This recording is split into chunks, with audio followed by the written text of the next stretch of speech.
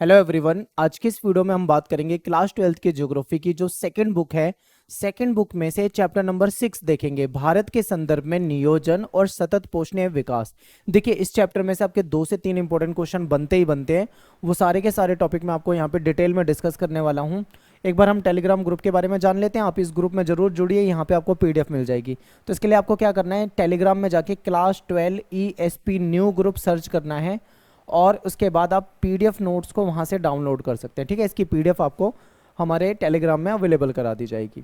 मेरा नाम सत्येंद्र प्रताप है। अगर आपको कुछ पूछना हो तो आप मुझको डायरेक्ट मैसेज कर सकते हैं इंस्टाग्राम पे। आपको एकलव्य स्टडी पॉइंट ये सर्च करना है। ठीक है, इंस्टाग्राम पे जाके आप मुझे वहाँ पे फॉलो कर सकते हैं और वहाँ पे मैसेज कर सकते हैं। मैं आपको टाइम निकाल के रिप्लाई करने का पूरा प्रयास करूँगा। एक बार सिलेबस को देख लीजिए ध्यान से। ये सारे चैप्टर हमारे सिलेबस में दे रखे हैं। और अगर मैं मिड टर्म की बात करूं, ठीक है, मिड टर्म के नज़रिए से हम देखें तो आपके यहाँ तक आने वाले हैं चैप्टर नंबर 6 तक। अगर फाइनल की बात करें फिर तो आपके सारे ही चैप्टर आने हैं यहाँ पे। ठीक है, तो आज हम चैप्टर नंबर 6 करेंगे, भारत के संदर्भ में नियोजन और सतत पोषणीय विकास। ठीक है, अब एक बार बात करते हैं। यहाँ पे 2 टॉपिक हैं, ध्यान से समझिए टॉपिक को। ठीक है, चैप्टर का नाम क्या है, नियोजन और सतत पोषणीय विकास। तो आपको दोनों शब्दों का मतलब पता होना चाहिए। नियोजन क्या होता है और सतत पोषणीय विकास क्या होता है, ये आपको पता होना चाहिए। ठीक है, तो देखिए, नियोजन का मतलब होता है प्लानिंग। ठीक है, आप सभी जानते हैं कि प्लानिंग का हमारे जीवन में क्या महत्व है। अगर हम किसी कार्य को करने से पहले उसका पूरा प्लान तैयार कर लेते हैं तो उस कार्य के सफल होने के चांस बहुत ज़्यादा हो जाते हैं। लेकिन यदि हम कोई काम ऐसा करते हैं जिसकी हमारी कोई प्लानिंग ही नहीं है तो पूरे चांस होते हैं कि वो कार्य हमारा असफल हो सकता है। ठीक है, अगर जैसे एग्जांपल मैं आपको दूं, आप 12th क्लास में हैं। ठीक है, आप चाहते हैं जैसे ही आप 11 से 12th में आए तो आपने ये सोचा होगा कि इस साल मैं बहुत पढ़ाई करूँगा और अच्छे मार्क्स लेकर आऊँगा या टॉप करूँगा, ऐसा आपने सोचा हो। तो उसके लिए आपको किस चीज़ की ज़रूरत है, प्लानिंग की। प्लानिंग करनी है आपको कि आपको कितने घंटे पढ़ना है, कौन सा सब्जेक्ट पढ़ना है, किस सब्जेक्ट में आपको ज़्यादा दिक्कत है उस पर आपको ज़्यादा फोकस करना है। ठीक है, कौन सी किताबों से पढ़ना है या वीडियोस देखनी है तो कहाँ से वीडियोस देखनी है। ठीक है, पेपर के पैटर्न को जानना, सैम्पल क्वेश्चन पेपर देखना, ये सारी चीज़ें आपकी प्लानिंग में आ जाती है। तो नियोजन का मतलब क्या होता है, सीधा सीधा प्लानिंग। ठीक है, लेकिन यहाँ पे हम प्लानिंग को भारत देश के विकास के संदर्भ में देखने वाले हैं। ठीक है, यहाँ पे प्लानिंग का मतलब भारत के विकास कैसे किया जा सकता है देश का, उस नज़रिए से देखेंगे। तो नियोजन का मतलब आपको पता हो गया, प्लानिंग करना, प्लान बनाना। अब सतत पोषणीय विकास का मतलब क्या होता है। देखिए, सतत पोषणीय विकास का मतलब होता है कि हमको संसाधनों का सदुपयोग करना है। ठीक है, संसाधन। ठीक है, आपको पता है संसाधन जो हैं, प्राकृतिक संसाधन की बात करें तो वे एक लिमिटेड मात्रा में हैं। ठीक है, चाहे वो आपका पानी हो, ठीक है, जल हो, या आपके वन हो, या आपके जीव जंतु हो। ठीक है, यदि उनको, ठीक है, उनको उसका दुरुपयोग किया जाए, एग्जांपल मैं आपको बताता हूँ, पानी का, जल। ठीक है, मान लीजिए जल जो है पीने योग्य जो है वो काफ़ी कम है। अगर उस पानी का हम अंधाधुंध इस्तेमाल करें, दुरुपयोग करें, गलत तरीके से इस्तेमाल करें तो आने वाली पीढ़ियों के लिए वो संसाधन यानी वो पानी खत्म हो जाएगा। तो उनको पानी कैसे मिल पाएगा। ठीक है, तो ये समस्या है। तो सतत पोषणीय विकास का मतलब है संसाधन जो है उसका हमको सही उपयोग करना है। ठीक है, इस स्लाइड को आप समझ लो तो आपको आगे का चैप्टर आसान लगेगा। यानी संसाधनों का हमें वर्तमान में, आज के समय में, ठीक है, वर्तमान में हमें संसाधनों का सही उपयोग करना है या सदुपयोग करना है, ये सोचकर उपयोग करना है कि आने वाली पीढ़ी के लिए भी वो संसाधन बचे रहें। ठीक है, यानी कि जो हमारी भावी पीढ़ी है, यानी जो हमारी आने वाली पीढ़ी है, उसके लिए भी वो संसाधन बचा रहे। इस तरीके से सोच के हमको संसाधन का इस्तेमाल करना है। इसी को सतत पोषणीय विकास कहा जाता है, यानी निरंतर विकास। एक तरह से मान लीजिए कि हमारा तो विकास होगा ही, लेकिन आने वाली पीढ़ियों को भी वो संसाधन मिल सके। कोई भी संसाधन हो, जैसे पेट्रोल है, पेट्रोलियम जो है लिमिटेड संसाधन है। आज हम पेट्रोलियम का बहुत ज़्यादा इस्तेमाल कर रहे हैं। ठीक है, वो एक समय ऐसा आएगा जिस समय में वो पेट्रोलियम ख़त्म हो जाएगा। तो हमारी जो भावी पीढ़ी है उनको वो संसाधन कैसे मिल पाएगा, सोचिए, नहीं मिल पाएगा ना। तो इसी को ध्यान में रख के सतत पोषणीय विकास का कॉन्सेप्ट लाया गया है। तो ये पूरा चैप्टर जो है वो प्लानिंग पे है और सतत पोषणीय विकास पे है। मैंने आपको आसान भाषा में, सिंपल शब्दों में समझाया है। ठीक है, अब इसका मतलब ये नहीं है कि वर्तमान में हम संसाधन का उपयोग करना बंद कर दें। ये भी याद रखना, संसाधन का हमें उपयोग करना है लेकिन हमको सोच समझकर उपयोग करना है, उस संसाधन को बर्बाद नहीं करना। हमने पानी यूज करा, नल चालू करा और फिर बाद में हम किसी काम में लग गए, पानी बह रहा है और बहता रह गया, तो इस तरीके से तो पानी हमने बर्बाद कर दिया। तो हमको पानी की बर्बादी को रोकना है। पेट्रोलियम अगर हम यूज कर रहे हैं तो उसको हमें अपने उपयोग के अनुसार यूज करना है, ठीक है, लेकिन उसको बर्बाद होने से बचाना है। ये सतत पोषणीय विकास हमको सिखाता है। अब इस चैप्टर के अंदर हमें 3-4 टॉपिक हैं जहां से क्वेश्चन आपके आते ही आते हैं, ठीक है।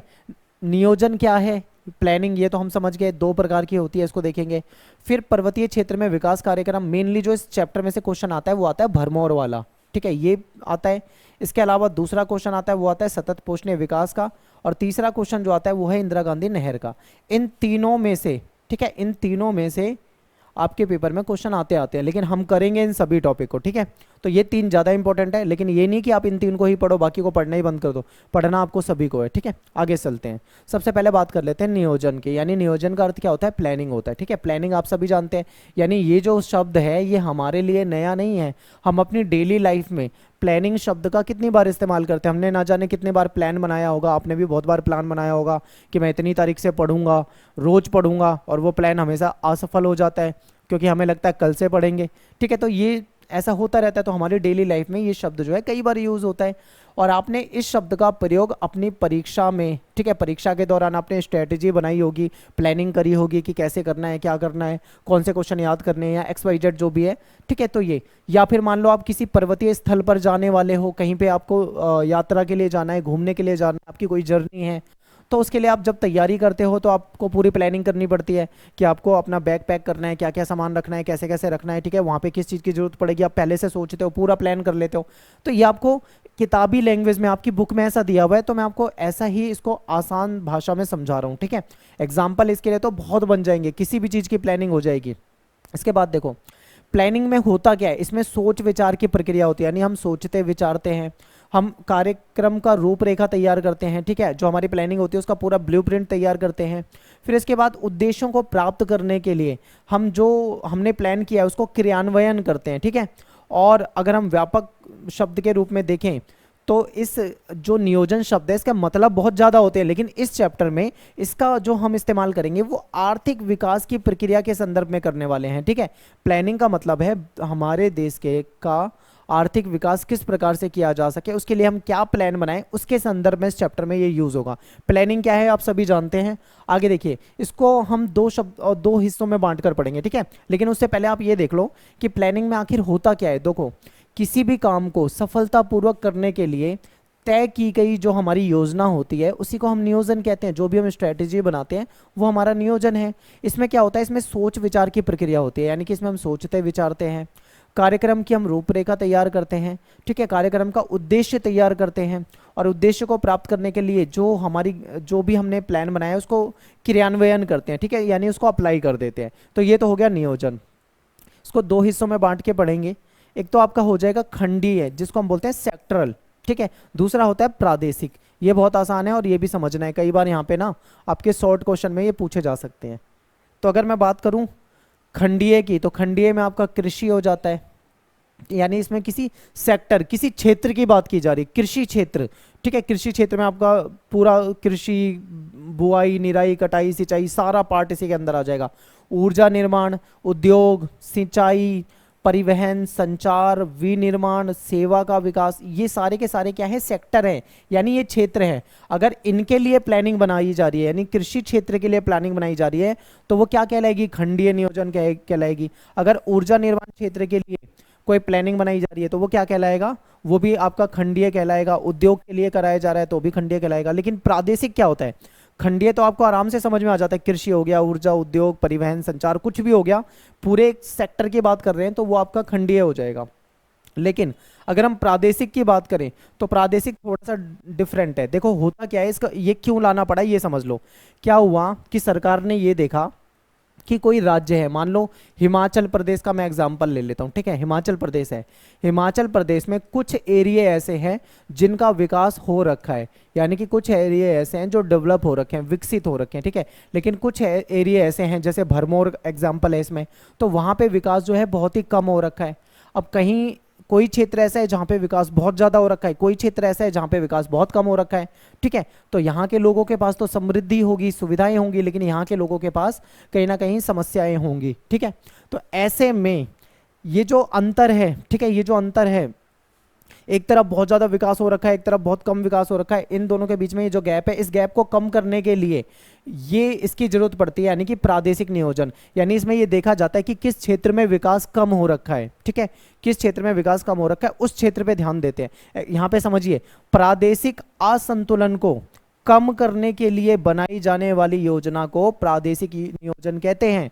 यानी कि प्रादेशिक असंतुलन, एक क्षेत्र बहुत ज्यादा डेवलप है और एक क्षेत्र बहुत कम डेवलप है, ठीक है, इन दोनों के बीच में क्या है, असंतुलन है। अगर हम कम डेवलप वाले क्षेत्र को डेवलप कर देते हैं तो दोनों बराबर आ जाएंगे, ठीक है, या उसके आसपास भी आ जाएगा, तो कहीं ना कहीं उस असंतुलन को कम कर देंगे, इसलिए प्रादेशिक योजना बनाई जाती है। अब देखो, ठीक है, अब यहाँ पे खंडीय में जो थी वो कृषि थी, लेकिन यदि अगर मैं ये बोलूं केवल हिमाचल प्रदेश में कोई जैसे भरमौर क्षेत्र है, केवल वहां की कृषि, वहां पे खेती सुधारनी है, तो वो प्रादेशिक में आ जाएगी। ठीक है, यानी किसी पर्टिकुलर जगह पे जब कोई विकास की योजना बनाई जाए तो वो प्रादेशिक कहलाते हैं।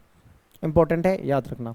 आगे चलते हैं, अब बात करते हैं योजना आयोग की। हमारे देश में, भारत देश जब आज़ाद हुआ था 1947 में, उसके बाद से हमारे देश में जो विकास के लिए योजनाएं बनाई जाती थी उसका कार्य करता था योजना आयोग, जिसको प्लानिंग कमीशन कहा जाता था। ठीक है, लेकिन हुआ क्या, प्लानिंग कमीशन का बाद में नाम बदल दिया गया, या फिर प्लानिंग कमीशन को ही बदल दिया गया, अब बन गया नीति आयोग। प्लानिंग कमीशन जो था ये 5 वर्ष की योजना बनाता था, ठीक है, 5 ईयर प्लान बनाता था, जिसको पंचवर्षीय योजना कहते थे।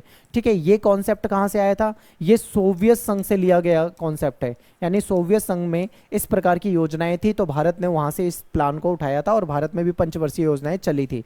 लेकिन बाद में जब गवर्नमेंट आती है दूसरी, ठीक है, यानी एनडीए की गवर्नमेंट आती है 2014 में, तो उसके बाद से उन्होंने फैसला ये करा कि हम इस योजना आयोग को बदलेंगे और नीति आयोग लेकर आएंगे और इसका कार्य भी बदलेंगे। अब नीति आयोग में जो फैसला है वो केंद्रीकृत तो होता है, अन्य राज्यों को भी इसमें शामिल किया जाता है, सभी राज्य मिलकर किसी प्लान पे काम करते हैं, ठीक है, प्लानिंग वगैरह करते हैं।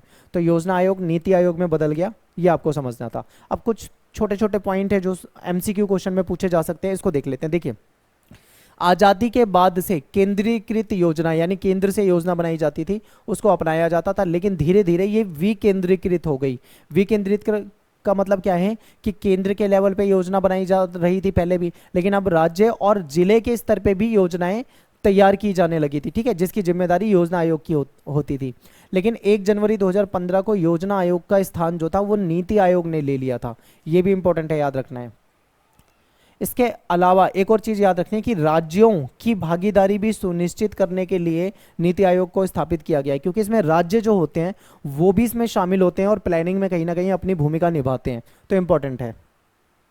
अब बात करते हैं लक्ष्य नियोजन क्षेत्र, ये बहुत सिंपल और बहुत इंपॉर्टेंट टॉपिक है। देखिए, ऐसे क्षेत्र जो आर्थिक रूप से काफी पिछड़े हुए हैं, जहां पे विकास नहीं हो रखा है, ठीक है, देश में आज़ादी मिले हुए बहुत साल हो गए, 1947 में देश आज़ाद हुआ था, तब से लेके आज तक बहुत सारे ऐसे देश हैं, ऐसे क्षेत्र हैं हमारे देश के अंदर जहां पे विकास नहीं हो रखा है, ठीक है, जहां पे विकास जो है वो बिल्कुल भी नहीं हो रखा है।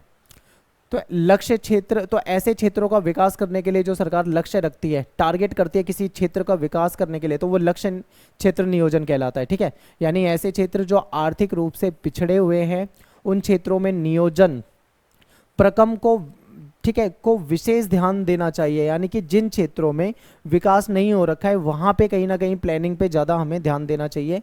किसी क्षेत्र का आर्थिक विकास जो है उसके संसाधनों पे आधारित होता है, कैसे उस पे संसाधन है किसी क्षेत्र में उसके हिसाब से उसका आर्थिक विकास होता है। लेकिन कभी कभी ऐसा भी हो जाता है कि कुछ क्षेत्रों के पास संसाधन तो होते हैं, भरपूर मात्रा में होते हैं, लेकिन फिर भी पिछड़े रह जाते हैं। एग्जाम्पल उड़ीसा के पास देखे तो काफी संसाधन थे, ठीक है, लेकिन वो फिर भी उसके कुछ क्षेत्र बहुत ज्यादा पिछड़े हुए हैं, तो ऐसा हो जाता है। तो इस ऐसे ही क्षेत्रों के विकास के लिए जो लक्ष्य बनाए जाते हैं तो ऐसे क्षेत्रों को लक्ष्य नियोजन क्षेत्र कहा जाता है। ठीक है, अब बात करते हैं आगे, आर्थिक विकास के लिए संसाधन के साथ साथ, अब हाँ एक चीज है, किसी क्षेत्र के पास संसाधन है इसका मतलब ये नहीं है कि उतने से ही काम चल जाएगा, संसाधन के साथ साथ तकनीक भी चाहिए, ठीक है, और इन्वेस्टमेंट यानी निवेश भी चाहिए, दोनों चाहिए।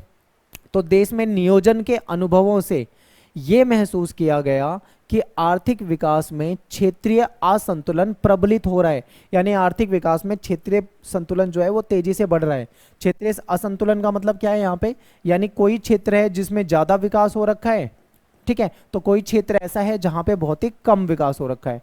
तो जहां पे ज्यादा विकास है, जहां पे कम विकास है, इन दोनों को जब कंपेयर करते हैं तो देखते हैं इनके बीच में कहीं ना कहीं असंतुलन जो है बहुत ज्यादा है। तो ऐसे में फोकस इन क्षेत्रों में करना है जहां पे विकास कम हो रखा है, तो इसी को लक्ष्य नियोजित क्षेत्र कहा जाता है। ठीक है, आगे देखो, क्षेत्रीय और सामाजिक विषमता, ये जो विषमता हो गई है, इसकी प्रबलता को काबू में रखने के लिए, ये जो असंतुलन तेजी से बढ़ रहा है इसको कंट्रोल करने के लिए योजना आयोग ने लक्ष्य क्षेत्र या फिर लक्ष्य समूह योजना को प्रस्तुत किया था। इसमें क्या किया गया था, ऐसे क्षेत्रों को पहचान की गई थी जहां पे क्या था, डेवलपमेंट बिल्कुल भी नहीं हो रखा था, फिर वहां पे डेवलपमेंट करने के लिए प्रोग्राम बनाया गया था, कार्यक्रम बनाया गया था योजना आयोग के द्वारा। तो इसी को लक्ष्य क्षेत्र कहा जाता है। इंपॉर्टेंट है, सिंपल है, आप समझ गए होंगे। आगे चलते हैं। लक्ष्य क्षेत्र जो निर्धारित किए जाते हैं वो निम्न प्रकार के क्षेत्रों में से लिए जाते हैं। ठीक है, यानी कि अब सरकार को लक्ष्य क्षेत्र ढूंढना है, ठीक है, विकास के लिए। तो सरकार क्या देखेगी, सरकार सबसे पहले ये देखेगी कि कौन सा ऐसा क्षेत्र है जहां पे विकास कम हो रखा है। ठीक है, तो जहां पे विकास कम है उन क्षेत्रों को देखेगी। जो पिछड़े क्षेत्र हैं उसको हम क्या बोल सकते हैं, पिछड़े क्षेत्र बोल सकते हैं। या फिर ऐसे क्षेत्र देखेगी जो बाढ़ प्रभावित क्षेत्र है, जहां पे बाढ़ वगैरह के चांस बहुत रहते हैं, बाढ़ से जहां पे नुकसान वगैरह ज़्यादा होता है। या फिर जो सूखा संभावित क्षेत्र है, जहां पे सूखा बहुत रहता है, जहां पानी की कमी रहती है, जहां पे कृषि अच्छे से नहीं हो पाती, ऐसे क्षेत्रों को। या फिर पर्वतीय क्षेत्र, पर्वतीय क्षेत्र में भी ऐसे क्षेत्र होते हैं जो बिल्कुल ही सुनसान वीरान होते हैं, जहां पे डेवलपमेंट नहीं होता। ऐसे क्षेत्रों को टारगेट किया जाता है और इनका विकास करने के लिए योजनाएं बनाई जाती है। ठीक है, तो इसको लक्ष्य क्षेत्र के रूप में हम देखते हैं, जानते हैं। अब देखो, निम्न क्षेत्रों में विकास कार्यक्रम के बारे में थोड़ा सा हम जान लेते हैं। एक बार मैं इसको इरेज कर देता हूं। देखिए, इन क्षेत्रों में विकास कार्यक्रम के लिए क्या करना पड़ता है सरकार को। तो सरकार क्या करती है, ऐसे क्षेत्रों में विकास के लिए सबसे पहले तो क्या करती है, क्षेत्र का चयन करती है। यानी वो चुनेगी कि कौन से क्षेत्र में विकास करना है। जब सरकार क्षेत्र को चुन लेगी उसके बाद उस क्षेत्र की समस्या को देखेगी। क्योंकि देखो, हर क्षेत्र की अपनी अलग समस्या हो सकती है। हो सकता है कहीं पे पानी की कमी हो, ठीक है, हो सकता है कहीं पे पानी तो हो लेकिन वहाँ पे रोजगार की कमी हो, ठीक है, हो सकता है कोई पर्वतीय क्षेत्र है जहाँ पे बिजली वगैरह ना हो, कहीं पे कृषि में कोई कमी हो सकती है, सिंचाई के साधन नहीं हो सकते, बहुत सारी, मतलब हर क्षेत्र की अपनी अलग समस्या हो सकती है। क्षेत्र की पहचान करी, फिर समस्या की पहचान की जाएगी, फिर लक्ष्य का निर्धारण किया जाएगा कि भाई टारगेट रखा जाएगा इतने साल में हम यहाँ पर ये योजनाएं लाएंगे और इतना हम विकास कर लेंगे, ये पूरा लक्ष्य निर्धारित किया जाता है। फिर उसका उद्देश्य भी होता है। देखो, कोई भी अगर लक्ष्य रखा जाता है, कोई भी प्लानिंग बनाई जाती है तो उसका एक उद्देश्य होता है कि भाई इस योजना को लागू होने के बाद हम ये प्राप्त कर लेंगे, तो वो उद्देश्य निर्धारित किया जाता है। फिर योजना बनाई जाती है, ठीक है, योजना बनाने के बाद योजना का क्रियान्वयन यानी योजना को लागू किया जाता है और लास्ट में उसका मूल्यांकन किया जाता है कि क्या योजना सफल हुई या नहीं हुई। अगर सफल नहीं हुई तो उसके पीछे क्या कारण थे, सफल हुई तो उसके पीछे क्या कारण थे, क्या चीज़ें अच्छी क्या चीज़ें बुरी, पॉजिटिव नेगेटिव सब कुछ देखा जाता है। ठीक है, तो ये इंपॉर्टेंट है, साधारण सी भाषा में समझा रहा हूँ, आपको आराम से समझ में आना चाहिए। आगे देखो, लक्ष्य क्षेत्र, लक्ष्य क्षेत्र के लिए लाए गए कार्यक्रम के उदाहरण आपके सामने हैं कि कौन से क्षेत्रों को लक्ष्य क्षेत्र में रखा गया है। उसके कुछ एग्जाम्पल आपके सामने दे रखे हैं। देखिए, कमान नियंत्रित क्षेत्र का विकास कार्यक्रम ये रखा गया, सूखाग्रस्त जो क्षेत्र है वहां पे विकास कार्यक्रम लाया गया, पर्वतीय क्षेत्र में लाया गया, लघु कृषक विकास संस्था इसके विकास के लिए काम किया गया, सीमांत किसान विकास संस्था इसके लिए काम किया गया। फिर जो 8वीं पंचवर्षीय योजना थी उसमें पर्वतीय क्षेत्र जो थे, ठीक है, खासकर नॉर्थ ईस्ट के राज्य जहां पे जनजाति और पिछड़े क्षेत्र हैं उनको विकास करने के लिए इस योजना में रखा गया। ठीक है, इन क्षेत्रों को चुना गया और इन सभी जगहों पे विकास के लिए सरकार ने कार्यक्रम बनाए। आगे देखते हैं।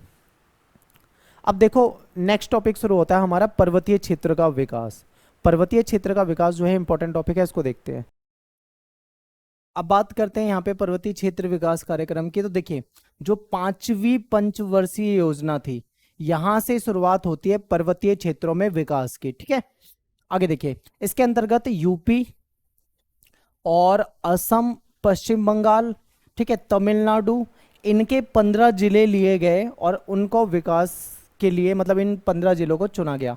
फिर क्या होता है कि 1981 में जो पिछड़े क्षेत्रों पर राष्ट्रीय समिति बनी थी उसने क्या सिफारिश करी थी, उसने ये सिफारिश करी थी कि जो पिछड़े हुए पर्वतीय क्षेत्र हैं, कुछ क्षेत्रों को पिछड़े पर्वतीय क्षेत्र में शामिल कर लो। और कौन से क्षेत्रों को पिछड़े पर्वतीय क्षेत्र में शामिल करने को कहा? जहां पे ऊंचाई 600 मीटर से अधिक हो, ऐसे क्षेत्र को क्या करो, पर्वतीय क्षेत्र विकास में शामिल कर लो, क्योंकि यहाँ पे जनजातीय उप योजना एक योजना होती है जो कि यहाँ पे लागू नहीं है, जहाँ जहाँ पे उनको इसमें शामिल किया जाए, ऐसी सिफारिश की गई थी। आगे देखो, पिछड़े क्षेत्रों के विकास के लिए जो समिति बनी है, राष्ट्रीय समिति, उसने कुछ महत्वपूर्ण पॉइंट सुझाए थे। कहा था कि इन चीज़ों को अगर हम फॉलो कर लेते हैं तो कहीं ना कहीं पर्वत जो पहाड़ी क्षेत्र हैं, पर्वतीय क्षेत्र हैं, वहाँ पे विकास हो पाएगा। तो वो कौन से 6 पॉइंट है ये आपको देखने। तो देखिए, सभी लोग, मतलब ऐसी योजना बनानी है जिससे सभी लोग लाभान्वित हो, यानी सभी को लाभ मिले, केवल प्रभावशाली व्यक्ति को नहीं, यानी कि जो प्रभावशाली व्यक्ति हैं, जो ताकतवर व्यक्ति हों, केवल उनको लाभ हो, ऐसी कोई योजना नहीं आनी चाहिए। ऐसी योजना लाओ जिससे सभी को फायदा हो। फिर स्थानीय संसाधन, जो लोकल, जो वहाँ पे संसाधन अवेलेबल होते हैं, उनका विकास किया जाए, और जो वहाँ पे लोकल टैलेंट है, प्रतिभा है, उसका विकास किया जाए। अर्थव्यवस्था को निवेश उन्मुखी बनाना। अब यहाँ पे एक चीज ध्यान रखिए, पहाड़ी पर्वतीय क्षेत्र जो होते हैं वहाँ पे रोजगार की बहुत कमी होती है। टूरिज्म एक रोजगार है कि हमारे जैसे या ऐसे लोग जो प्लेन में रहते हैं, प्लेन का मतलब समतल में रहते हैं, वो क्या करते हैं, वो गर्मियों के मौसम में यहाँ पे जाना पसंद करते हैं, या फिर सर्दियों में जो स्नोफॉल वगैरह होती है पर्वतीय क्षेत्रों में जाना पसंद करते हैं। तो उससे क्या होता है, इनको एक सीजनल रोजगार तो मिल जाता है इन लोगों को, जो पहाड़ी लोग हैं, लेकिन बाकी समय में कहीं ना कहीं यहाँ पे रोजगार की बहुत समस्या होती है। तो ऐसे में यदि अर्थव्यवस्था जो है उसको निवेश उन्मुखी बनाया जाए, ऐसा करा जाए कि वहाँ पे कुछ इन्वेस्टमेंट हो सके, तो ज़्यादा फायदा होएगा। ठीक है, आगे देखिए, फिर कहते हैं कि प्रादेशिक व्यापार में पिछड़े क्षेत्रों का शोषण ना हो, यानी जो व्यापार होता है यहाँ पे, इसमें जो पिछड़े क्षेत्र होते हैं ज़्यादातर उनका शोषण होता है, उनको वो फायदा नहीं मिल पाता, तो उनका शोषण जो है उसको रोकना हो, ऐसा मतलब ऐसी योजना बनाओ जिससे उनका शोषण रुके। पिछड़े क्षेत्रों की जो बाजार व्यवस्था है उसमें सुधार करने की जरूरत है, ताकि जो श्रमिक हैं उनको लाभ पहुंचे, ठीक है, मजदूर लोग जो है उनको फायदा मिले। पारिस्थितिकीय संतुलन बनाए रखना, ये भी इंपॉर्टेंट है। तो ये 5 से 6 पॉइंट बताए गए, अगर इन चीज़ों को अप्लाई कर दिया गया, इन चीज़ों को लागू कर दिया जाता है, तो कहीं ना कहीं ऐसे क्षेत्रों का विकास हो जाएगा। ठीक है, अब देखो थोड़ा सा और डिटेल में समझते हैं। देखिए, पहाड़ी क्षेत्र के विकास की विस्तृत योजनाएं जो होती है वो इनके स्थलाकृतिक, यानी इनके स्थल की आकृति क्या है, कुछ जगह पे बहुत ऊंचे ऊंचे पहाड़ होते हैं, दूर दूर तक कुछ भी नहीं होता, वैसा है, या कहीं पे छोटे मोटे पहाड़ होते हैं वहाँ वैसा है, ठीक है, उसके हिसाब से, या वहाँ की पारिस्थितिकी या सामाजिक या आर्थिक दशा जो है, उन सबको ध्यान में रखकर जो है इन क्षेत्रों के विकास की योजनाएं बनानी है। ठीक है, ये कार्यक्रम जो है पहाड़ी क्षेत्रों में लागू करने, यहाँ पे क्या है, बागवानी का विकास हो सके, यहाँ पे रोपण कृषि हो सके, ठीक है, पशुपालन बढ़ावा मिले, मुर्गी पालन, वानिकी, लघु और ग्रामीण उद्योग, छोटे मोटे उद्योग जो है वहाँ पे स्थापित हो सके, जिससे कि जो लोकल लोग हैं वहाँ पे रहने वाले उनको रोजगार मिले। ठीक है, इन सब का अप्लाई करने के लिए, ठीक है, कहीं ना कहीं इन सब के जरिए यहाँ पे विकास करने के लिए जो स्थानीय संसाधन है उसको उपयोग में लाने के उद्देश्य से ये सारी योजनाएं बनानी चाहिए। तो ये बताया गया, क्योंकि देखिए पहाड़ी क्षेत्रों में कई जगह पे संसाधन बहुत होते हैं, ठीक है, संसाधन की कमी नहीं है, लेकिन कहीं ना कहीं वहाँ पे फिर भी डेवलपमेंट देखें वो आपको नहीं मिलता है। अगर उन सब संसाधनों का सही उपयोग हो जाए, वहाँ पे कोई छोटे मोटे उद्योग स्थापित हो जाए, तो वहाँ पे भी लोगों को काम मिल सकता है। अब बात करेंगे नेक्स्ट टॉपिक पे, वो है सूखा संभावित क्षेत्र। ठीक है, यानी सूखा संभावित क्षेत्र जो होते हैं वहाँ पे विकास की योजना। तो इसकी शुरुआत जो होती है वो चौथी पंचवर्षीय योजना में हुई। इसका उद्देश्य जो था वो था सूखा संभावित क्षेत्र में जो लोग हैं उनको रोजगार उपलब्ध करवाना। देखो, क्योंकि होता क्या है कि ये ऐसे क्षेत्र होते हैं जहाँ पे सूखे की संभावना होती है, कई बार यहाँ पे बारिश नहीं होती और सूखा हो जाता है, जिसकी वजह से किसानों को बहुत ज़्यादा नुकसान हो जाता है। ठीक है, अब किसानों का एक तरह से रोजगार चला गया, मान लो अगर वहाँ पे सूखा बढ़ गया तो ऐसे में यदि वहाँ पे उत्पादन के साधनों को विकसित किया जा सके, या वहाँ पे कोई अन्य मतलब एक ऑल्टरनेटिव निकाला जा सके, कोई उद्योग लगाया जा सके जिसके जरिए लोगों को दूसरा कार्य मिल जाए, तो उसकी वजह से यहाँ पे विकास हो सकता है। ठीक है, तो 5वीं जो पंचवर्षीय योजना थी इसमें इसके कार्य क्षेत्र को और विस्तृत किया गया, यानी शुरुआत हो गई थी चौथी पंचवर्षीय योजना में सूखे वाले क्षेत्र के विकास के लिए, लेकिन जो अगली पंचवर्षीय योजना आई उसमें इसको और ज्यादा विस्तृत किया गया, यानी और ज्यादा बढ़ावा दिया गया। ठीक है, शुरू में ऐसे सिविल निर्माण कार्यों पर बल दिया गया जिनमें आर्थिक सॉरी जिसमें अधिक श्रमिकों की आवश्यकता हो, यानी ऐसे कार्यों पे बल दिया गया कि वहाँ पे कुछ मतलब बिल्डिंग वगैरह बनाई जाए या कुछ जो भी चीज़ें बनाई जा सकती है जिससे कि ज़्यादा ज़्यादा मजदूरों की आवश्यकता होती है। बाद में इसमें सिंचाई परियोजना भी शुरू कर दी गई, भूमि के विकास के कार्यक्रम भी शुरू कर दिए गए, वनीकरण, वन लगाना, चरागाह का विकास करना, ठीक है, जो आधारभूत ग्रामीण अवसंरचना होती है जिसमें जैसे कि एग्जांपल के लिए बिजली, ठीक है, सड़क, बाजार और ऋण सुविधा, ठीक है, सेवाएं, इन सब चीज़ों पे जोर दिया गया। यानी शुरू शुरू में इसमें क्या जोर दिया गया था कि यहाँ पे कुछ ऐसा काम, कंस्ट्रक्शन का काम किया जा सके जिससे कि ज़्यादा से ज़्यादा जो मजदूर है उनको काम मिले। शुरू में इतना ही था, लेकिन बाद में क्या हुआ, यहाँ पे और भी चीज़ें ला दी गई, जैसे सिंचाई परियोजना शुरू कर दी गई, सिंचाई परियोजना भी लोगों को रोजगार मिलेगा, ठीक है। इसके अलावा सड़क, बिजली, ठीक है, बाजार और वहाँ पे जो ऋण सुविधाएं हैं इसको बढ़ावा दिया जाए, तो ये सारी चीज़ें यहाँ पे लागू की गई। तो इसकी वजह से भी सूखा संभावित क्षेत्र में कहीं ना कहीं रोजगार के अवसर मिले।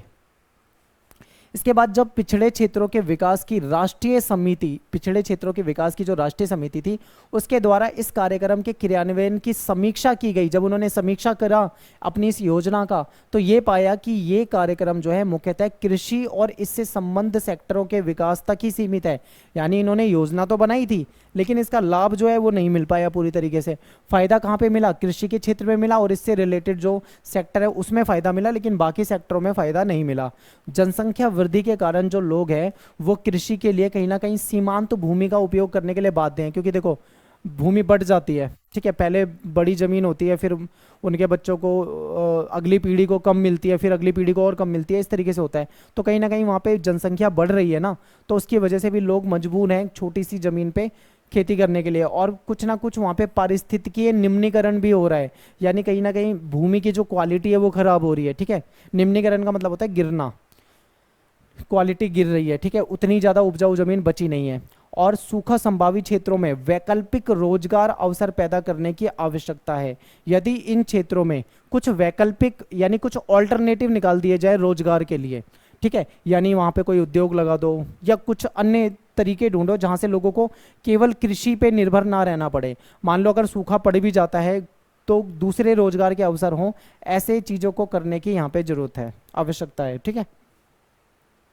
अन्य कुछ रणनीतियां देखते हैं। यहाँ पे अगर जल संभर विकास कार्यक्रम अपनाया जाए, ये जल संभर विकास कार्यक्रम मैंने आपको लास्ट चैप्टर में भी बताया था, ठीक है, अगर ये चीज़ें अपनाई जाएं तो यहाँ पे कुछ फायदा हो सकता है, ठीक है। जल संभर कार्यक्रम की वजह से यहाँ पे कहीं ना कहीं पानी की कमी को दूर किया जा सकता है। अगर हम पानी को स्टोर करके रख लें पहले से, ठीक है, तो बाद में अगर सूखा पड़ता है तो कहीं ना कहीं हम उसका इस्तेमाल कर सकते हैं। फिर सूखा संभावित क्षेत्रों में विकास की जो रणनीति है उसमें जल, मिट्टी, पौधे, मानव तथा पशु जनसंख्या के बीच में एक संतुलन होना चाहिए, ठीक है, ये इंपॉर्टेंट है, इस पे हमें ध्यान देना चाहिए। फिर 1967 में योजना आयोग ने देश के 67 जिले यानी 67 जिले जो पूर्ण या फिर आंशिक जिस के रूप में इनकी पहचान की गई थी, जो या तो पूरी तरीके से सूखे संभावित क्षेत्र में आते हैं या आंशिक रूप से, यानी जहाँ पे लगता है कि यहाँ पे भी सूखा पड़ सकता है, ऐसे क्षेत्रों की पहचान की गई थी। भारत में जो सूखा संभावित क्षेत्र है वो मेनली कहाँ कहाँ पे इंपॉर्टेंट है, ये लाइन याद रखो, पेपर में पूछा जाता है कई बार, ठीक है, एमसीक्यू में भी पूछा जा सकता है कि भारत में सूखा संभावी जो क्षेत्र हैं वो कहाँ पर हैं। तो राजस्थान में है, गुजरात में है, ठीक है, पश्चिमी मध्य प्रदेश में है, महाराष्ट्र में है, आंध्र प्रदेश में है, कर्नाटक, तमिलनाडु, ठीक है, तेलंगाना वगैरह, इन जगहों पे कुछ ऐसे क्षेत्र है जो सूखा संभावी हैं। अब इसका मतलब ये मत सोचना राजस्थान में पूरा राजस्थान ही सूखा है, ठीक है, राजस्थान का कुछ क्षेत्र ऐसा हो सकता है जो सूखा संभावी है, ठीक है, जहां पे पानी की कमी हो जाती है। अगला टॉपिक है हमारा भरमौर क्षेत्र में समन्वित जनजातीय विकास कार्यक्रम। देखिए भरमौर क्षेत्र जो है ये है हिमाचल प्रदेश में, ठीक है, हिमाचल प्रदेश में एक भरमौर क्षेत्र ऐसा है, आप ये मान लीजिए कि आज़ादी के इतने वर्षों के बाद भी ये क्षेत्र जो है यहाँ पे बहुत ज़्यादा समस्याएं थी, यानी विकास हुआ ही नहीं था, इतनी ज़्यादा समस्याएं थी। तो सरकार ने इस क्षेत्र को चुना और विकास के लिए चुना कि इसका विकास किया जाएगा। तो यहाँ से आपके पेपर में क्वेश्चन आता ही आता है, बहुत इंपॉर्टेंट है।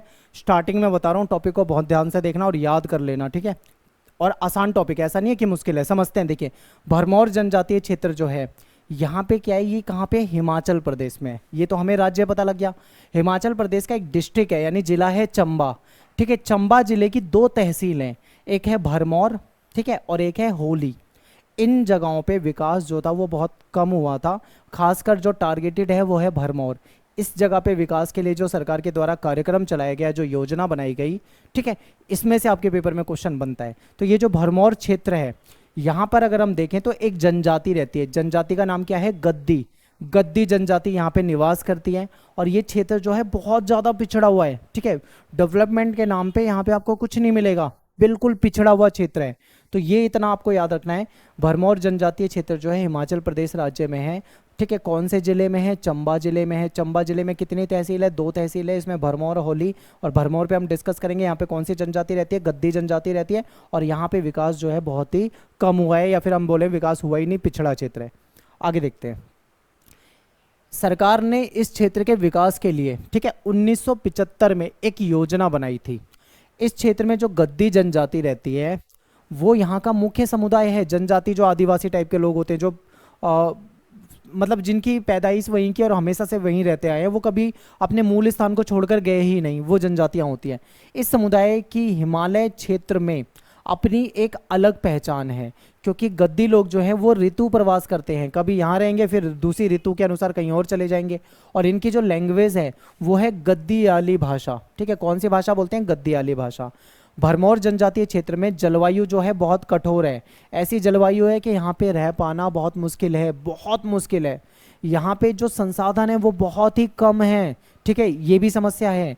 और इस क्षेत्र की अर्थव्यवस्था की अगर हम बात करें, ठीक है, समाज, तो इस क्षेत्र की जो अर्थव्यवस्था है कहीं ना कहीं इसके समाज को प्रभावित कर रही है। और यहाँ पे विकास के नाम पे कुछ भी नहीं था। तो सरकार ने इस क्षेत्र को डेवलप करने के लिए 1975 में एक प्लान बनाया था। फिर ठीक है, और थोड़ा सा इसकी जनसंख्या के बारे में समझते हैं। जब 2011 की जनगणना हुई थी तो उसके अनुसार ये बताया गया था कि इस क्षेत्र की जनसंख्या जो है वो 39,113, यानी 39,000 मान लीजिए, इतने लोग यहाँ पे रहते हैं। अगर हम इसका घनत्व देखें तो 21 व्यक्ति प्रति वर्ग किलोमीटर, यानी कि पहाड़ी क्षेत्रों में वैसे भी आप देखोगे लोग कम ही रहते हैं, तो वहाँ के हिसाब से भी इसकी जनसंख्या देखें तो नॉर्मल ही है, ऐसा ही होता है पहाड़ी क्षेत्रों में। यह हिमाचल प्रदेश के आर्थिक और सामाजिक रूप से सबसे पिछड़े इलाका है, ठीक है। आर्थिक रूप से भी, यानी डेवलपमेंट, विकास तो है ही नहीं यहाँ पे, और सामाजिक रूप से भी देखें तो बहुत ज़्यादा पिछड़ा इलाका है। गद्दी जनजाति जो है इसने भौगोलिक और आर्थिक अलगाव का अनुभव किया, कि भौगोलिक रूप से भी ये अलग पड़े हुए, अलग थलग पड़े हुए, और आर्थिक रूप से भी कहीं ना कहीं इनके सामने समस्या है, तो ये अपने आप को अलगाव महसूस कर रहे थे।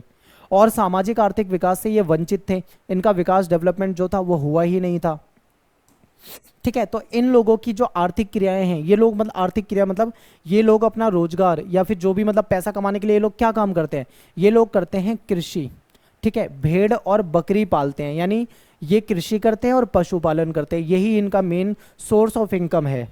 भरमौर जनजातीय क्षेत्र में विकास की जो प्रक्रिया है वो 1970 के दशक में शुरू हुई थी, ठीक है। अब यहाँ पे 1970 का दशक का मतलब क्या होता है? 1970 से लेके 1980, ये 10 साल जो होते हैं ये दशक कहलाते हैं, ठीक है। 1960 का दशक अगर मैं बोलूँ तो 1960 के दशक का मतलब हो जाएगा 1960 से लेकर 1970। 1950 के दशक की बात करो तो 1950 से लेकर 1960, ठीक है। दशक का मतलब 10 साल होता है। तो यहाँ पे डेवलपमेंट का काम जो शुरू हुआ था वो 1970 के दशक में हुआ था। और गद्दी जो जनजाति के लोग हैं इनको अनुसूचित जनजाति यानी एसटी में शामिल कर दिया गया था, ठीक है। एसटी में शामिल करने से इनको एसटी का आरक्षण भी मिलेगा। फिर क्या होता है कि पंचवर्षीय, जो 5वीं पंचवर्षीय योजना थी उसके अनुसार जनजातीय उप योजना शुरू हुई थी, कि ये जनजाति के विकास के लिए थी, ठीक है। तो भरमौर जनजातीय क्षेत्र जो है ये इसके विकास के लिए योजना जो बनाई गई थी उसके क्या उद्देश्य हैं इसको समझते हैं। तो इसके देखो इंपॉर्टेंट है, यहाँ से आपके पेपर में क्वेश्चन आता है। इसका उद्देश्य क्या था कि जो गद्दी लोग हैं इनके जीवन स्तर यानी लाइफस्टाइल में सुधार आए, एक तो ये था। दूसरा क्या था कि भरमौर और जो हिमाचल प्रदेश के जो अन्य भागों के बीच में जो विकास के स्तर का अंतर है उसको कम किया जाए। मैंने आपको बताया था ना, हिमाचल प्रदेश में ऐसे भी क्षेत्र है जहाँ पे विकास जो है वो बहुत ज़्यादा है, तो ऐसे भी क्षेत्र हैं जहाँ पे विकास जो है वो बहुत कम है। तो इनके बीच में ये जो अंतर है कम और ज़्यादा का, इसको कहीं ना कहीं, ठीक है, इस अंतर को कम किया जा सके, तो ये भी एक इसका उद्देश्य रखा गया था। फिर क्या था इसका उद्देश्य कि परिवहन और संचार का विकास हो सके। कृषि और इससे रिलेटेड जो क्रिया हैं वो सामाजिक और सामुदायिक सेवाओं के विकास को सर्वाधिक प्राथमिकता दी गई, ठीक है, यानी कि परिवहन और संचार का भी विकास हो जाए और कृषि और उससे रिलेटेड जो भी क्रिया है उसको प्राथमिकता भी दी गई। इस क्षेत्र में जो जनजातीय समन्वित विकास उपयोजना है, इसका सबसे महत्वपूर्ण योजना जो थी वो थी यहाँ पे विद्यालय की स्थापना करना। ठीक है, यहाँ पे जो जो जन स्वास्थ्य सुविधाएं हैं, जो हेल्थ सर्विसेज है उसको ठीक करना, पीने का पानी उपलब्ध कराना, सड़कों का निर्माण करना, संचार कम्युनिकेशन वगैरह पे ध्यान देना, और बिजली, ठीक है, विद्युत का भी यहाँ पे लाना, बिजली अवेलेबल करवाना, ये सारे काम यहाँ पे किए गए। यानी इस क्षेत्र में आप सोचो कितनी समस्याएं थी, सरकार ने योजना बनाकर ये सारे कार्य किए जिससे कि ये क्षेत्र जो था पहले के मुकाबले डेवलप हो गया। जनजातीय समन्वित विकास उपयोजना लागू होने से क्या लाभ हुए? देखो, कुछ सामाजिक लाभ हुए। साक्षरता दर जो है वो बढ़ गई थी यहाँ पे, क्योंकि स्कूल खोल दिए तो साक्षरता दर बढ़ी। लिंग अनुपात में भी सुधार आ गया क्योंकि लोगों को जागरूक किया गया। बाल विवाह जो यहाँ पे होती थी उसमें कमी हो गई, यानी अब बाल विवाह नहीं हो रहा है। ठीक है, और इस क्षेत्र में स्त्री साक्षरता दर जो थी 1971 में 1.88% थी, मात्र इतनी, जो कि वर्ष 2011 में 65% हो गई, जो कि काफ़ी ज़्यादा बढ़ी। स्त्री और पुरुष साक्षरता दर में जो अंतर था, ठीक है, यानी साक्षरता दर में जो लैंगिक असमानता थी वो भी धीरे धीरे यहाँ पे कम हो गई। गद्दी जो लोग थे, परंपरागत अर्थव्यवस्था, जो इनका जीवन निर्वाह जो था वो कृषि और पशुचारण था। यानी कि मेन चीज़ क्या है, जो गद्दी लोग थे इनकी जो रोजी रोटी का एक जो सोर्स था, जो परंपरागत तरीका था, वो ये था कि ये लोग कृषि करते थे और पशुचारण करते थे। ठीक है, इसी पे इनकी जो लाइफ थी वो डिपेंड थी। इसमें खाद्यान्न और पशुओं के उत्पादन पर बल दिया जाता था, पहले यही चलता था, परंपरागत तरीके से ये लोग यही करते आ रहे थे। लेकिन 20वीं शताब्दी के अंतिम दशक में अगर हम देखें तो यहाँ के लोग जो थे अब दाल और अन्य जो नकदी फसलें हैं उसकी खेती भी करने लगे। ठीक है, यहाँ के लोग जो खेती करते हैं वो परंपरागत तकनीक से करते हैं, जो जैसे गोबर की खाद यूज़ करना, जो परंपरागत तकनीक होती है। ठीक है, कम से कम मतलब मशीनों वगैरह का इस्तेमाल करना, जो लोकल तरीके से खेती की जाती है वो इस तरीके से खेती करते थे। इस क्षेत्र की अर्थव्यवस्था में देखें तो पशुचारण का महत्व जो है वो धीरे धीरे घटने लगा था। ठीक है, इससे हम इस बात का अंदाजा लगा सकते हैं कि आज कुल पारिवारिक इकाइयों को अगर हम देखें तो उसका 10वां भाग जो है वो ही ऋतु प्रवास करता है। यहाँ पे होता क्या था मैं बताऊं, मेनली लोग जो थे वो ऋतु प्रवास बहुत करते थे, एक ऋतु में यहाँ फिर दूसरी ऋतु में कहीं और चले जाते थे। लेकिन अब ऋतु प्रवास जो है वो कम हो गया है। ठीक है, ये इंपॉर्टेंट है, लाइन याद रखना। गद्दी जनजाति आज भी बहुत गतिशील है क्योंकि इनकी एक बड़ी संख्या जो है शरद ऋतु में कृषि और मजदूरी करके आजीविका कमाने के लिए कांगड़ा और आसपास के क्षेत्रों में प्रवास करती है। गतिशील होने का मतलब है एक जगह से दूसरी जगह जाना। यानी आज के समय में भी हम देखें, बेशक से इनका ऋतु प्रवास कम जरूर हुआ है लेकिन कहीं ना कहीं ये गतिशील हैं, एक जगह से दूसरी जगह जाते रहते हैं, तो ये इंपॉर्टेंट है। भरमौर से आपके पेपर में क्वेश्चन आता है, पहले बता रहा हूँ, भरमौर वाला क्वेश्चन रट के जाना, बिल्कुल याद करके जाना, क्योंकि यहाँ से आपके पेपर में बहुत ज़्यादा क्वेश्चन पूछे जाते हैं। अगला जो टॉपिक है वो है सतत पोषणीय विकास। सतत पोषणीय विकास मैंने आपको स्टार्टिंग में ही बता दिया था क्या है। ये वो तरीका है, वो विधि है जिसमें हम वर्तमान समय में जो संसाधन हैं उसका उपयोग जो है सोच समझकर करें ताकि हमारी आने वाली जो पीढ़ी है उसको भी वो संसाधन मिल सकें। इसी को सतत पोषणीय विकास कहते हैं। ठीक है, देखिए सिंपल शब्दों में मैंने आपको सतत पोषणीय विकास समझा दिया है। अब यहाँ पे आपकी एनसीईआरटी में काफ़ी डिटेल में समझाया हुआ है, हालांकि वहाँ से क्वेश्चन नहीं आएंगे लेकिन थोड़ा थोड़ा समझ लो, मैं आपको शॉर्ट में समझा देता हूँ। सबसे पहले हम अगर खाली विकास शब्द की बात करें तो विकास क्या होता है? विकास को नॉर्मली ये देखा जाता है कि समाज में विशेष स्थिति हो जाए, ठीक है, और लोगों के पास सुविधाएँ बढ़ जाएँ तो वो विकास कहलाता है, लोगों के पास समृद्धि हो विकास कहलाता है। तो मानव इतिहास को अगर हम लंबे समय में देखें तो जो मनुष्य है वो पर्यावरण के साथ हमेशा अंत्य क्रियाएं करते आ रहा है। एक अंत्य क्रिया का मतलब है अन्योन क्रिया या फिर इंटरेक्शन। ठीक है, हम समाज में रहते हैं और प्रकृति पर निर्भर है। जल हमें प्रकृति से मिलता है, फल सब्जियां हमें प्रकृति से मिलती है। ठीक है, जो हमारे मेटल्स होते हैं, ठीक है, जो हमारे खनिज संसाधन होते हैं वो हमें प्रकृति से मिलते हैं। हम उन चीज़ों को प्रकृति से लेते हैं और उसका इस्तेमाल करते हैं, यानी कि हमारा कहीं ना कहीं प्रकृति के साथ अंत्य क्रिया होती रहती हैं। तो ये अंत्यक्रिया इस चीज़ पे डिपेंड करती है कि टेक्नोलॉजी कैसी है। प्रौद्योगिकी का मतलब होता है टेक्नोलॉजी। टेक्नोलॉजी किस प्रकार की विकसित है।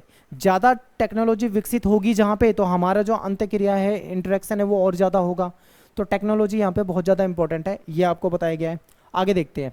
अब आप ये सोचो कि ये जो सतत पोषणीय विकास है ना, एक चीज़ ध्यान से समझो, आखिर ये क्वेश्चन पेपर में आएगा, कन्फ्यूज़न यहाँ से दूर हो जाएगी। नॉर्मली क्या होता है, हमको पता है भाई पृथ्वी पे बहुत पानी है, हम पानी का अंधाधुंध इस्तेमाल करें, अगर खूब इस्तेमाल करें, पानी को हम बहा रहे हैं, बहने दें, क्या फ़र्क पड़ेगा? नॉर्मली यही सोचते हैं ना हम कि क्या फ़र्क पड़ेगा, बह रहा है, हम तो जी रहे हैं। कभी भी हमने ये नहीं सोचा कि आने वाली पीढ़ी के लिए वो चीज़ कम हो सकती है, ख़त्म हो सकती है, हम ये नहीं सोचते ना।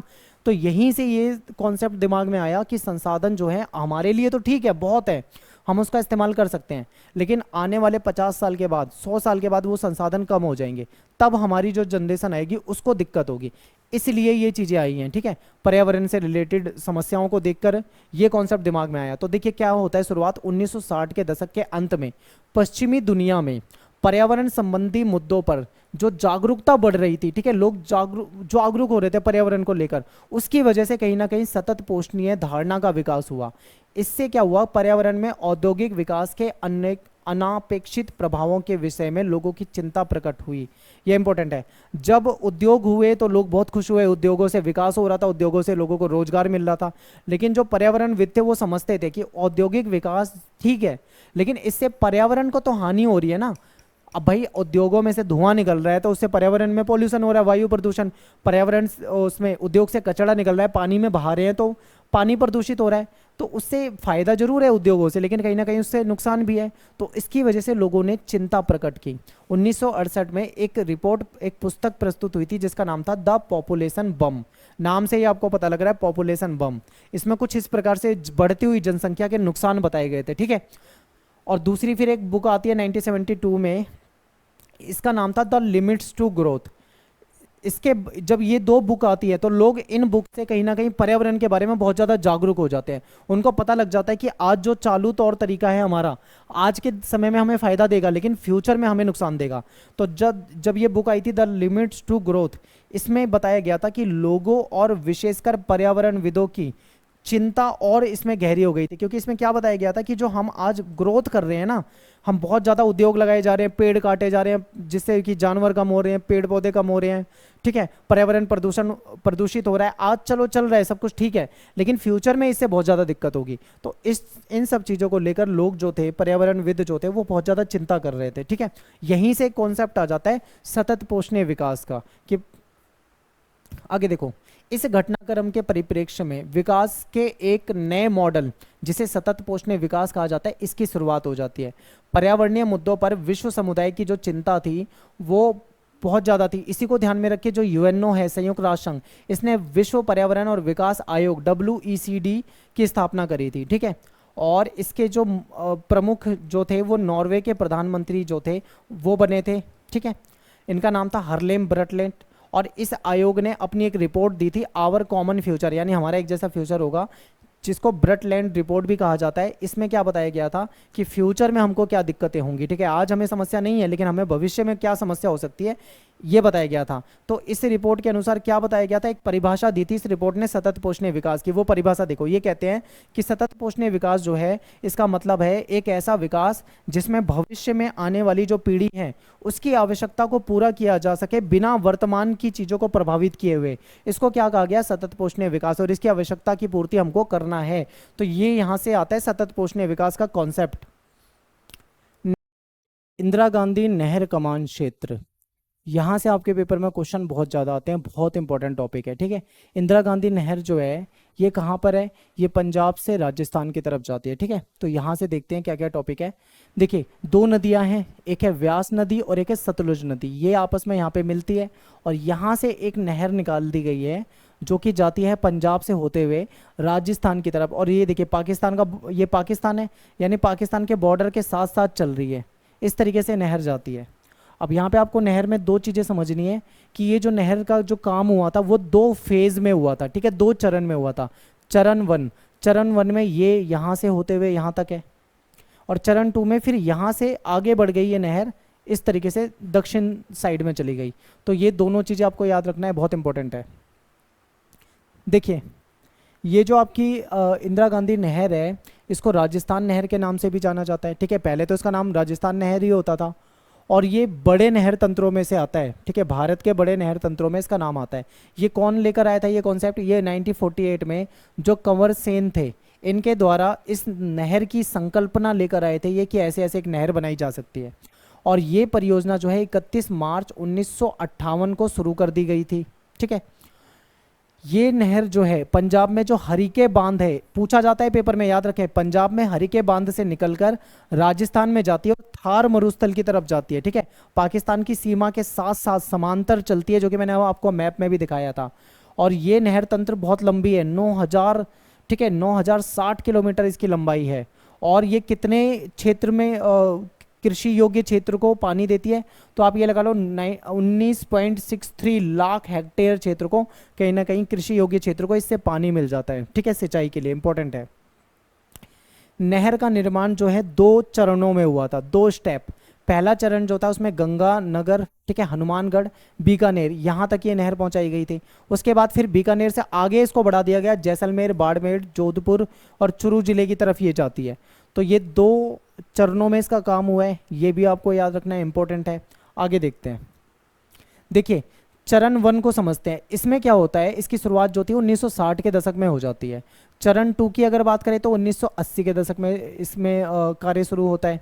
नहर जो है सिंचाई के, इस नहर से क्या हुआ, सिंचाई का प्रसार क्षेत्र जो था वो बढ़ गया। पहले जब नहर नहीं थी तो वहाँ पे पानी की कमी रहती थी, लेकिन जैसे ही नहर आती है तो लोगों को पानी मिल जाता है। तो इसकी वजह से क्या होता है, जो शुष्क क्षेत्र था, जो पहले सूखा क्षेत्र होता था, वहाँ की जो पारिस्थितिकी है, वहाँ की जो अर्थव्यवस्था है और समाज को एक तरह से इसने रूपांतरित कर दिया, बिल्कुल बदल दिया। अब आप सोचो, पहले वहाँ पे पानी नहीं रहता था, अब वहाँ पे इतना पानी हो गया है कि आराम से सिंचाई हो जाती है। तो जाहिर सी बात है कि वहाँ का जो पारिस्थितिकी है वो बिल्कुल बदल जाएगा। वहाँ पे जमीन में नमी आ जाएगी, हरियाली आ जाएगी, हरा भरा हो जाएगा। अर्थव्यवस्था, जब कृषि होगी तो अर्थव्यवस्था में भी फायदा होगा, समाज भी पूरी तरीके से बदल जाएगा। इससे इस क्षेत्र का जो पर्यावरणीय परिस्थितियां हैं उस पर भी एक तरह से देखें तो पॉजिटिव और नेगेटिव दोनों तरीके के प्रभाव पड़े। अब आपके दिमाग में क्वेश्चन आएगा कि पॉजिटिव तो समझ में आता है कि सकारात्मक फायदे, सकारात्मक हुआ, सब कुछ हुआ, लेकिन इसके नकारात्मक क्या प्रभाव पड़े। भाई पानी जहाँ पे नहीं था वहाँ पे अगर पानी पहुँचा रहे हो तो उसके तो नकारात्मक कोई नुकसान तो नहीं दिखते, आपके दिमाग में ही आएगा। तो इसके कुछ नेगेटिव परिणाम भी हुए हैं, दोनों देखना। आगे समझाता हूं आपको। देखो क्या था, लंबी अवधि तक मृदा जो थी नमी उपलब्ध होने और कमान क्षेत्र में विकास के तहत शुरू किए गए वनीकरण और चरागाह विकास कार्यक्रम से यहाँ की भूमि जो है हरी भरी हो गई थी। यहाँ पे क्या हुआ, पानी उपलब्ध जब हो गया तो लंबे समय तक मृदा में नमी बनी रही, उसकी वजह से यहाँ पे पेड़ पौधे लगाए गए, आराम से चरागाह तैयार किए गए। ठीक है, यहाँ की भूमि जो थी हरी भरी हो गई, ये तो है सकारात्मक पॉइंट। इससे क्या हुआ, वायु अपर्दन और नहरी तंत्र में जो बालू निक्षेप की प्रक्रिया थी वो भी धीमी हो गई। जो हवा से जो मिट्टी वहां से उड़ जाती थी, जो मृदा का अपर्दन होता था, वो भी अब यहाँ पे कम हो गया क्योंकि जमीन में नमी है। ये भी सकारात्मक पॉइंट है। ठीक है, अच्छा है। लेकिन सघन सिंचाई और जल की अत्यधिक प्रयोग से यहाँ पे बहुत सिंचाई की जाने लगी, जल का खूब प्रयोग किया जाने लगा। इसके कारण क्या होता है, जल भराव और मृदा लवणता की दोहरी पर्यावरणीय समस्या उत्पन्न हो गई। यहाँ पे समस्या भी हो गई, जब पानी बहुत ज़्यादा मिलने लग जाता है तो कहीं ना कहीं मिट्टी की जो उर्वरक क्षमता है वो कम हो जाती है। ठीक है, मृदा लवणता, ठीक है, कहीं ना कहीं उसमें लवणता बढ़ गई जिससे कि मिट्टी का जो उपजाऊपन है वो कम होने लगा। तो ये इसका एक नुकसान भी था। नहरी सिंचाई के प्रसार से, क्योंकि नहरों के पानी से जो सिंचाई की जा रही थी जब वो बढ़ रही थी तो इस प्रदेश की जो कृषि अर्थव्यवस्था थी वो डायरेक्ट रूपांतरित हो गई। पहले क्या था, पहले यहाँ पे पानी की कमी होती थी तो यहाँ पे वो फसलें उगाई जाती थी जिसमें थोड़ा कम पानी चल जाए, लेकिन अब पानी की यहाँ पे खूब कोई कमी तो है नहीं। तो जब पानी ज़्यादा हो गया तो यहाँ पे कौन सी फसल उगाई जाने लगी, ऐसी फसलें भी उगाई जाने लगी जिसमें ज़्यादा पानी चाहिए होता है। ठीक है, देखो यहाँ पहले चना, बाजरा, गवार उगाया जाता था, लेकिन अब यहाँ पे गेहूं, कपास और मूंगफली और चावल वगैरह यहाँ पे उगाई जाने लगी थी। ठीक है, और यहाँ पे सिंचित क्षेत्र जो था उसका विस्तार हो गया था, जिसकी वजह से यहाँ के लोगों को फसलों के रूप में देखे तो काफ़ी ज़्यादा फायदा होने लगा था। ठीक है, इंपॉर्टेंट है। नेक्स्ट टॉपिक है हमारा सतत पोषणीय विकास से विकास को बढ़ावा देने वाले उपाय। कौन से उपाय हो सकते हैं जिससे सतत पोषणीय विकास को बढ़ावा दिया जा सकता है। देखिए इसको ना थोड़ा सा इस अलग नज़रिए से सोचो। कई सारे विद्वान जो थे उन्होंने इंदिरा गांधी नहर जो परियोजना थी इसकी पारिस्थितिकीय पोषणीयता पे प्रश्न उठा दिए कि क्या हमको इस नहर का केवल फायदा हुआ है या फिर इससे हमें कुछ नुकसान भी हुए, इस पे लोगों ने प्रश्न उठाए। ठीक है, पिछले 4 दशक में देखें जिस तरह से इस क्षेत्र में विकास हुआ है, जिस तरह से भौतिक पर्यावरण का निम्नीकरण हुआ है, विकास तो हुआ है लेकिन पर्यावरण का निम्नीकरण हुआ है, पर्यावरण में कमी आ रही है, ठीक है। तो उसको देखकर विद्वानों ने जो दृष्टिकोण दिया है वो काफी हद तक सही भी है। विद्वान कहते हैं कि इसका फायदे जो हुए हैं उसके साथ साथ नुकसान भी हुए हैं, विद्वान बिल्कुल सही कह रहे हैं, ठीक है। तो ये इंपॉर्टेंट है। तो इस क्षेत्र में जो समस्या थी उसको दोबारा से ठीक करने के लिए कुछ उपाय बताए गए, तो वही आपके लिए इंपॉर्टेंट है, क्योंकि ये 7 पॉइंट है, इसमें से 3-4 पॉइंट भी याद रखोगे तो बहुत है। देखो क्या क्या उपाय बताए गए उनके द्वारा, ये समझ लो। इन्होंने ये बोला कि जल प्रबंधन नीति का कठोरता से कार्यान्वयन करना, यानी कि जो संरक्षण करना है, हमें जल का अच्छे तरीके से प्रबंधन करना है, जल का बर्बादी होने से रोकना है, ठीक है। तो इस नीति को हमें कठोरता से इसका पालन करना पड़ेगा। और इस नहर परियोजना में चरण 1 जो है वहां पे जो फसल रक्षण सिंचाई है, ठीक है, और चरण 2 जो है उसमें जो फसल उगाने के लिए जो चरागाह का विकास किया गया है उसमें जो सिंचाई का प्रावधान है, ठीक है, उसको विस्तारित करने के लिए बात की गई है। तो सबसे पहले क्या है, जल प्रबंधन, जल का सही तरीके से मैनेजमेंट हो पाए, इस पे हमें कठोरता से पालन करना है, पहला पॉइंट। दूसरा, जल सघन फसलों को नहीं बोया जाना चाहिए, ऐसी फसलें जिसमें बहुत ज़्यादा पानी चाहिए होता है, अगर उसको ना बोएं तो ज़्यादा बेहतर है, ठीक है। इसका पालन करने हेतु किसानों को बागाती कृषि, जैसे कि खट्टे फल जो होते हैं उसकी खेती करने को कहा गया है। अब मान, कहने का मतलब ये है, तुम्हारे पास पानी है तो उसका मतलब ये नहीं कि अब तुम पानी को अंधाधुंध इस्तेमाल करो, ऐसी चीज़ें उगाओ जिसमें से कम पानी लगता हो, ठीक है। तो इसलिए इन्होंने कहा है कि आप ऐसे फलों की भी खेती कर सकते हो जो खट्टे फल होते हैं। कमान क्षेत्र विकास कार्यक्रम, जैसे कि देखो यहाँ पे क्या था, नालों को पक्का करने का काम, भूमि का विकास करना, समतलन वारबंदी, ठीक है, वारबंदी। इसमें क्या होता है कि निकास के कमान क्षेत्र में नहर का जल जो है समान रूप से वितरित हो, यानी नहर का जल सभी को समान रूप से मिल पाए, इस चीज पे काम किया जाना चाहिए, ये बताया गया है। फिर चौथा पॉइंट जो है, इसमें जलाक्रांत और लवण से प्रभावित भूमि का पुनरुद्धार किया जाए। होता क्या है, जब पानी बहुत ज्यादा मिलने लग जाता है ना तो मिट्टी की क्वालिटी उससे भी खराब हो जाती है, कहीं ना कहीं उसमें लवणता के गुण आ जाते हैं, उससे मिट्टी का उपजाऊपन धीरे धीरे कम होने लग जाता है। तो उसको वापिस से कैसे ठीक किया जाए इसके लिए काम करना, ठीक है। अगला पॉइंट देखो, वनीकरण, खूब सारे पेड़ पौधे लगाए जाएं जिससे हरियाली हो। वृक्षों की रक्षण मेखला, ठीक है, शेल्टर बेल्ट कहा जाता है। इसमें क्या होता है, जैसे मान लो कोई खेत है, खेत से मिट्टी वगैरह इधर उधर जाती रहती है, तो जो खेत का बॉर्डर होता है वहां पे क्या है, लाइन से पेड़ लगा दिए जाते हैं। आपने देखा होगा इस तरीके से लाइन से पेड़ लगा दिए जाते हैं, तो यहाँ से अब मिट्टी का उठना आगे जाना बंद हो जाता है, तो इसको क्या बोला जाता है, वृक्षों की रक्षण मेखला। एक तरह से ये रक्षण का काम करता है, ठीक है। तो इसकी वजह से कहीं ना कहीं यहाँ पे लाभ होएगा। इस प्रदेश में सामाजिक सतत पोषणीयता का लक्ष्य तभी हासिल हो सकता है यदि निर्धन आर्थिक स्थिति वाले भू आवंटियों को कृषि के लिए पर्याप्त मात्रा में वित्तीय और संस्थागत सहायता मिले। यानी ऐसे गरीब लोग जो कृषि का काम तो करते हैं लेकिन जिनके पास जमीन नहीं है, संसाधन नहीं है, यदि उन लोगों को, ठीक है, अगर अच्छी वित्तीय सहायता मिल जाए, उनको जमीनें वगैरह मिलने लग जाए, उनको कृषि की सुविधाएं मिलने लगे, तो कहीं ना कहीं इस क्षेत्र का विकास हो सकता है, ये कहा गया। इसके अलावा मात्र कृषि करने से और पशुपालन के विकास से इस क्षेत्र में आर्थिक सतत पोषणीय विकास की अवधारणा को साकार नहीं किया जा सकता। आप सोचो केवल खेती से और केवल पशुपालन से पूरी तरीके से सतत पोषणीय विकास हो जाएगा, तो ये पॉसिबल नहीं है। तो फिर भाई इसके अलावा क्या करना पड़ेगा, इसके अलावा कृषि और उससे संबंधित जो क्रियाकलाप है उसको अर्थव्यवस्था के अन्य सेक्टर के साथ भी हमें जोड़ना पड़ेगा, विकसित करना पड़ेगा, ठीक है। हमें और भी मतलब रोजगार के ऑप्शन यहाँ पे देखने पड़ेंगे, तब जाके यहाँ पे क्या हो पाएगा, इसका विकास हो पाएगा। तो ये 6-7 पॉइंट बताए गए हैं यहाँ पे करने के लिए, तो ये इंपॉर्टेंट है, पेपर में हो सकता है आपसे पूछ लें, वरना नॉर्मली इंदिरा गांधी नहर कमान क्षेत्र के बारे में ही पूछा जाता है। तो वीडियो कैसी लगी लाइक कर दें, इसको कमेंट करें, शेयर करें। मिलते हैं नेक्स्ट वीडियो में। Thanks for watching. जय हिंद, जय भारत।